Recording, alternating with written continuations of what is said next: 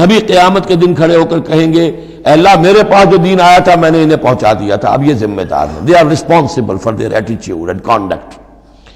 تو یہ بات تمہیں کہنی ہے قیامت کے دن کھڑے ہو کے، اے اللہ ہم نے اپنے زمانے کے لوگوں تک تیرا دین پہنچا دیا تھا، اب اس کے بعد جو بھی طرز عمل ہے یہ جواب دیں۔ ایسا نہ ہو کہ الٹا وہ ہمارے اوپر مقدمہ کریں کہ اللہ ان بدبختوں نے ہمیں نہیں پہنچایا، یہ خزانے کے سانپ بن کر بیٹھے رہے۔ تو یہ تو ایک رخ ہے اس کا، لیکن یہ کہ جس کے ذمے یہ ڈیوٹی لگ گئی ہو، واقعہ یہ ہے کہ اس کے لیے تو ایک بہت بھاری یوں سمجھیے کہ بوجھ ہے اس پر۔ اب اس کا جو ہے نقشہ کھینچا جا رہا ہے، قیامت کے دن کیا ہوگا، تو کیا ہوگا اس دن، کیا صورتحال ہوگی جس دن کے ہم ہر امت میں سے ایک شہید کھڑا کریں گے۔ کون؟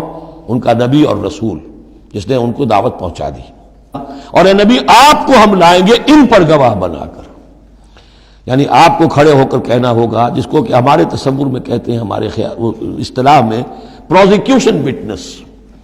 عدالت خداوندی کا پروزیکیوشن وٹنس کون ہے؟ نمبر 1 پروزیکیوٹر کون ہے؟ نبی۔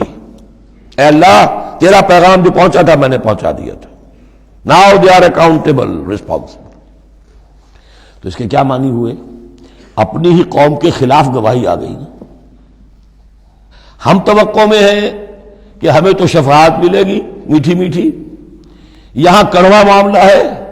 اے اللہ یہ بدبخت ہے جنہیں میں دین دے کر گیا تھا، ان کا کام تھا دین پھیلانا، انہوں نے خود دین کو چھوڑ دیا۔ تو نبی شفاعت کریں گے، نبی مقدمہ قائم کریں گے اور کہیں گے رسول کہ اللہ میری اس قوم نے قرآن کو ترک کر دیا تھا۔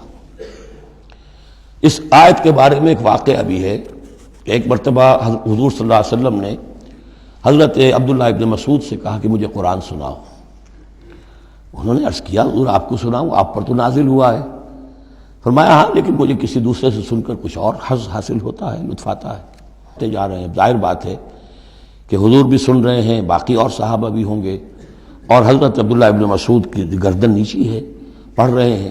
جب اس آیت پر پہنچے فَكَيْفَ إِذَا جِئْنَا مِن كُلِّ أُمَّةٍ بِشَهِيدٍ وَجِئْنَا بِكَ عَلَىٰ هَٰؤُلَاءِ شَهِيدًا، تو حضور نے فرمایا حسبک حسبک، بس کرو بس کرو۔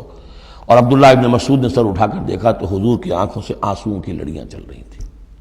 اپنی قوم کے خلاف مجھے گواہی دینی ہوگی۔